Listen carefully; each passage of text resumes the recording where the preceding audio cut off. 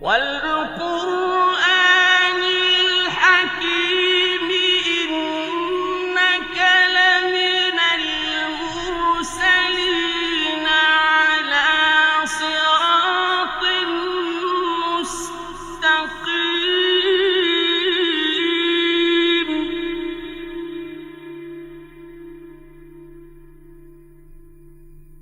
تَنزِيلَ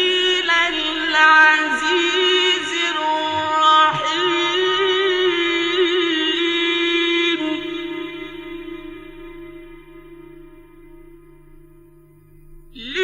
لِتُنذِرَ قَوْمًا مَّا أُنذِرَ آبَاؤُهُمْ فَهُمْ غَافِلُونَ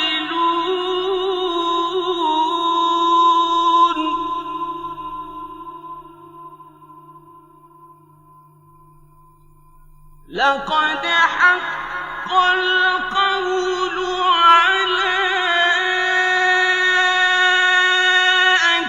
أَكْثَرِهِمْ فَهُمْ لَا يُؤْمِنُونَ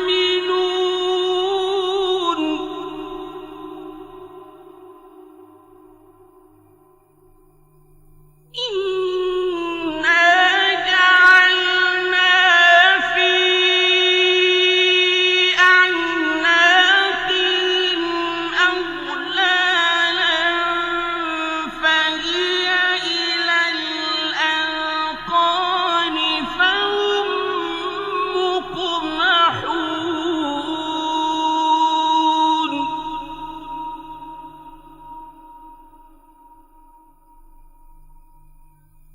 وَجَعَلْنَا مِن بَيْنِ أَيْدِيهِمْ سَدًّا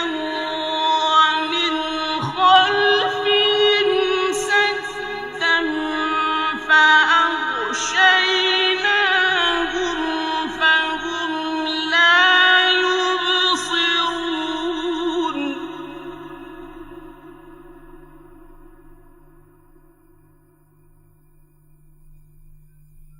وَسَوَاءٌ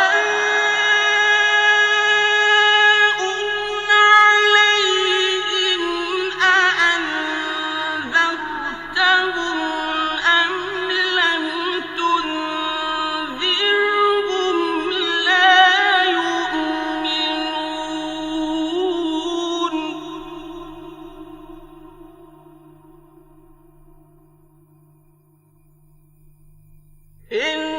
إِنَّمَا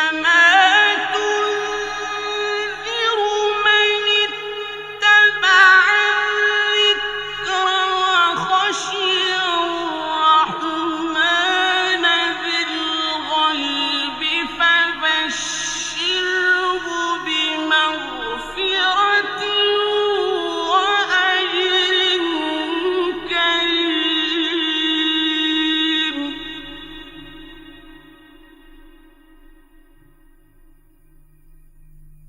إِنَّا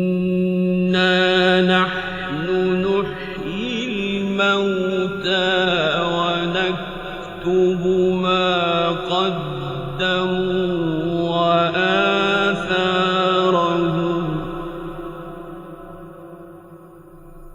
وَكُلَّ شَيْءٍ أَحْصَيْنَاهُ فِي إِمَامٍ مُّبِينٍ واضرب